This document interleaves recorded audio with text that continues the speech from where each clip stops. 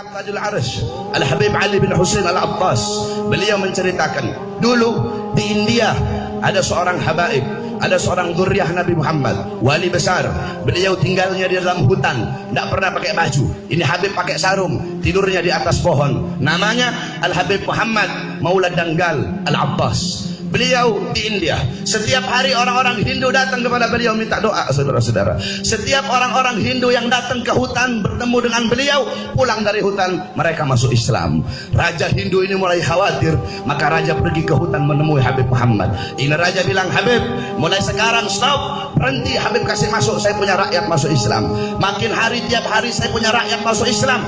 Kalau Habib tidak berhenti kasih masuk Islam, saya punya rakyat, saya bakal datang ke sini, bakal bawa pasukan, bakal saya ratakan ini hutan. Kalau Habib masih tidak berhenti, kata Habib Muhammad, saya tidak pernah paksa kamu punya rakyat untuk masuk agama saya. Mereka datang ke sini, mereka sendiri yang mau masuk agama saya. Kalau kamu mau datang bawa pasukan, silahkan. Kamu datang bawa pasukan yang banyak.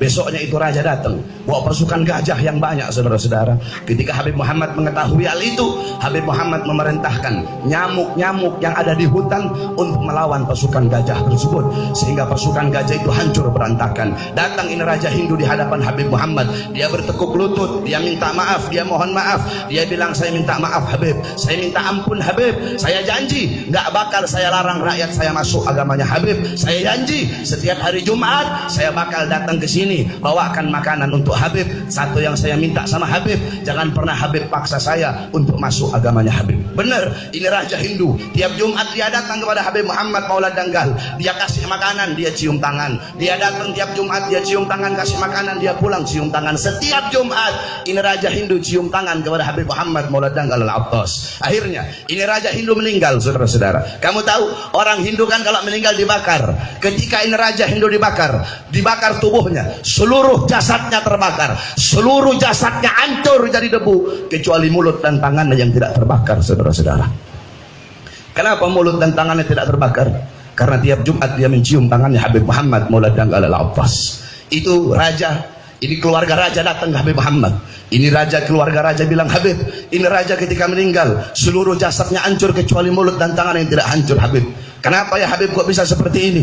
Kata Habib, karena setiap Jumat dia datang ke sini cium tangan saya, sedangkan saya fil yaqdah, dalam keadaan terjaga, dalam keadaan sadar, setiap hari saya mencium tangannya baginda Nabi besar Muhammad sallallahu alaihi wasallam. Barang siapa yang mencium tangan ulama, seakan-akan dia mencium tanganku. Barang siapa yang duduk berkumpul bersama ulama, duduk berkumpul bersama orang-orang saleh di majelis-majelis yang baik, di majelis-majelis mulia, di majelis-majelis yang agung, di masjid-masjid, musola-musola, di majelis ilmu, di majelis zikir, engkau duduk berkumpul bersama ulama, maka seakan-akan orang-orang yang duduk dengan ulama itu duduk denganku di dunia, kata Nabi. Dan barang siapa yang duduk denganku di dunia, kelak di yaumil kiamah akan aku dudukkan dia bersamaku.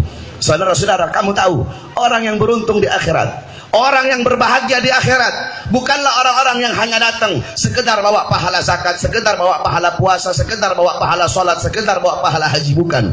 Tetapi orang-orang yang beruntung, orang-orang yang berbahagia di akhirat, orang-orang yang kedua matanya dihalalkan oleh Allah untuk memandang wajah indah baginda Sayyidina Muhammad. Orang-orang yang berbahagia di akhirat, orang-orang yang hidungnya dihalalkan oleh Allah untuk mencium wanginya jasad baginda Nabi besar Muhammad. Kelak di akhirat, saya dan kamu, kita tidak bisa berkumpul dengan Nabi, tidak bisa memandang wajah Nabi, tidak bisa berkumpul di bawah benderanya Nabi kalau di dunia kita jauh dari majelis-majelis Nabi Muhammad. Kamu tahu kadar kedekatan kamu dengan Nabi di akhirat, jarak jauh atau dekatnya kamu dengan Nabi di akhirat, itu menurut kadar kedekatan kamu di dunia dari majelis-majelis seperti ini. Kalau di dunia kamu dekat dengan majelis seperti ini, dekat dengan majelis ilmu, dekat dengan majelis zikir, dekat dengan majelis salawat, tidak diragukan di akhirat kamu pun akan dekat dengan baginda Nabi besar Muhammad.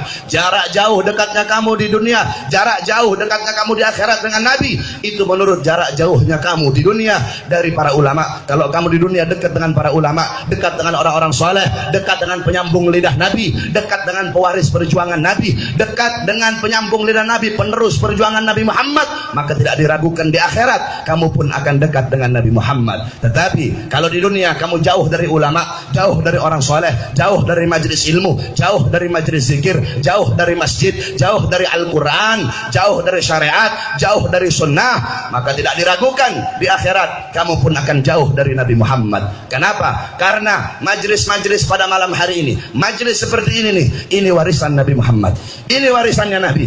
Nabi tidak mewarisi harta, tidak mewarisi pangkat, tidak mewarisi jabatan, tidak mewarisi tahta dan kekuasaan, tidak mewarisi emas permata. Warisannya Nabi ilmu, amal, akhlak, wara, khauf, ikhlas, sabar, taqwa, istiqamah, zuhud, ibadah, qanaah, khasyah dan lain-lainnya. Ini warisannya Nabi. Kamu duduk di sini pada malam hari ini untuk menerima warisan Nabi Muhammad. Maka setelah kamu mendapatkan warisannya Nabi, adakah warisan yang lebih mulia?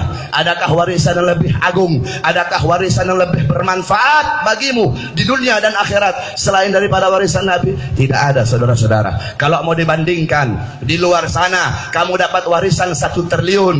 Kamu duduk di sini sesaat dapat warisan 1 huruf ilmunya Nabi Muhammad. Bagimu duduk sesaat di sini untuk mendapatkan 1 huruf daripada warisannya Nabi lebih mulia, lebih bermanfaat, lebih mahal, lebih berharga bagimu di dunia dan akhirat daripada warisan di luar sana 1 triliun yang malah hanya akan menyusahkan dan menyulitkan kehidupanmu di dunia dan di akhirat. Maka bersyukur kamu kepada Allah, bersyukur kita kepada Allah pada malam hari ini. Allah kumpulkan kita di majelis yang baik.